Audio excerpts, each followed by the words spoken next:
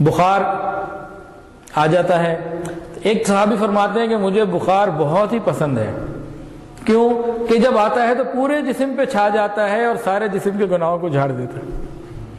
ہاتھ میں درد ہو تو ہاتھ کے گناہ معاف ہو سکتے ہیں، ٹانگ میں ہو ٹانگ کے ہو سکتے ہیں، بخار تو پورے جسم میں آ جاتا ہے. اور حدیث ایک دن کے بخار سے 1 سال کے گناہ اللہ معاف فرما دیتا ہے. تو اللہ تعالیٰ بڑے مہربان ہیں. جب کوئی حالات اگر کسی پر بھیجتے ہیں اور وہ صبر کے ساتھ صبر کے دامن کو تھام کے رکھتا ہے اور کوئی جزا فضا نہیں کرتا، اللہ تعالیٰ انعامات کے دروازے کھول دیتے ہیں. ذرا غور کیجئے، حضرت ایوب علیہ السلام اللہ پاک کے پیغمبر ہیں. اللہ نے جوانی بھی دی، مال بھی دیا، اولاد بھی دی، بیوی بھی دی، باغات، کھیت، ساری نعمتیں عطا فرمائیں، اور یہ اللہ اللہ کرتے کرواتے اور دین کی دعوت دیتے اور دعوت کا کام کرتے، جو نبی کا منصب ہے اس کو پورا کرتے. تو شیطان کہنے لگا ان کے پاس تو ہر چیز موجود ہے، یہ بھی اگر دین کا کام نہیں کریں گے تو پھر کون کرے گا. پروردگار عالم نے اللہ تعالیٰ کی طرف سے عجیب مشیت، ایوب علیہ السلام کے لیے آزمائشوں کا دور شروع ہو گیا. اولاد ختم، غلام سب ختم، مال، کھیت، باغات، جو کچھ تھا سب ختم، سب لاس ہو گیا. اور جسم کے اندر بھی ایسا معاملہ ہوا کہ جیسے چیچک ہوتی ہے نا، سمجھنے کی عرض، وہ جو بیماری تھی پورے جسم پہ چھا گئی. ایک بیوی بچ گئی جو خدمت کے لیے سارا وقت ساتھ رہتی. تقریباً 18 سال آپ نے اس حال میں گزارے کہ چیچک یا اس قسم کے کوئی داغ پورے جسم پر تھے. اور اس درمیان وہ بھی حال آیا کہ جسم کے اوپر کیڑے پڑ گئے. آنکھیں محفوظ ہیں، زبان محفوظ ہے، اور زبان سے اس حال میں بھی اللہ کا شکر ادا کرتے. شیطان بار بار آتا کہ آج یہ اپنی زبان سے کوئی جملہ بول دیں گے، ناشکری کا، بے صبری کا، اللہ سے شکوے شکایت کا، لیکن وہ ہمیشہ ناکام جاتا. جب بہت عرصہ گزر گیا نا تو ایوب علیہ السلام، اچھا ہاں، جب کیڑے بھی پڑتے تھے تو آیات بعض روایت میں ہے کہ کیڑا کو نیچے گر جاتا تو اٹھا کے واپس اپنے جسم پہ ڈالتے. میرے جسم کو اللہ نے تیری غذا بنایا تو کدھر جاتا ہے.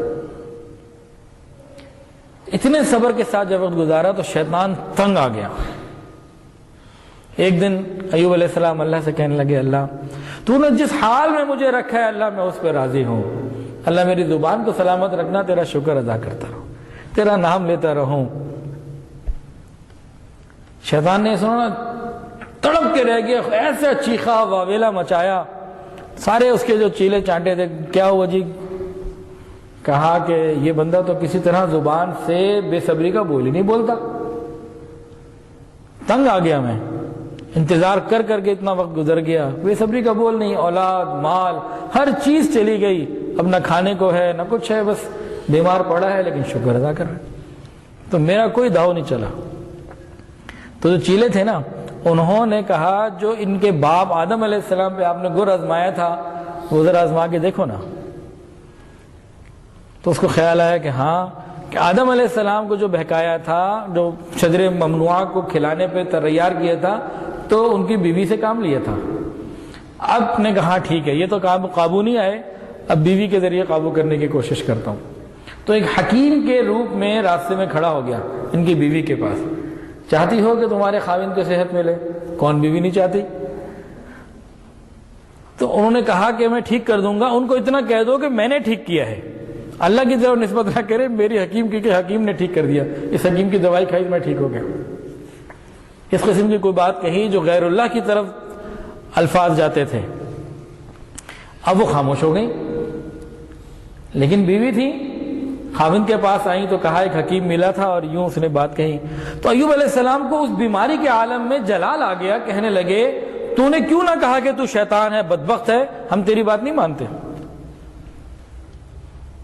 اور قسم کھا بیٹھے اگر مجھے صحت مل گئی، جب صحت ملے گی تجھے 100 کوڑے ماروں گا. نبی غیر کی طرف نسبت نہیں کر سکتا. اب اللہ کی شان. پھر انہوں نے اللہ سے مانگا، اللہ رب انی مسنی الضر وانت ارحم الراحمین. اللہ بڑے دن ہو گئے، بڑی تکلیف میں ہوں، مہربان ہیں آپ، مہربانی فرما دیجیے. اللہ پاک نے صحت عطا فرمائی. اب صحت کے بعد ان کو یاد آیا کہ میں نے تو 100 کوڑے مارنے بیوی کو. لیکن ساتھ ہی یہ خیال آیا کہ اتنا عرصہ اس نے خدمت بھی تو میری کی ہے نا، تو اس کی خدمت گزار وفا شعار بیوی کے ساتھ کوڑے بھی مارنے ہیں، بازی پوری کرنی ہے، تو اب سوچ میں ہے کیا کریں۔ پروردگار عالم نے اپنے نیک بندوں کی ہمیشہ مدد کی، اپنے پیاروں کی مدد فرماتے ہیں۔ اب ان کی بیوی کی اللہ نے مدد فرمائی، ایوب علیہ السلام کو خود نکتہ دیا کہ میرے پیارے ایوب، آپ 100 جو ہے نا تنکے لے لیجئے اور ان کو ایک ہی دفعہ میں 1 شاٹ مار دیجئے، ہم 100 ہی کاؤنٹ کریں گے۔ تو انہوں نے ایسے کیا۔ یہاں سے ایک عجیب نکتہ نکلتا ہے کہ جن کی مغفرت پروردگار کرنا چاہیں گے ان کے لیے اسباب مغفرت اور خود یہ چیزیں راہیں نکال دیں گے۔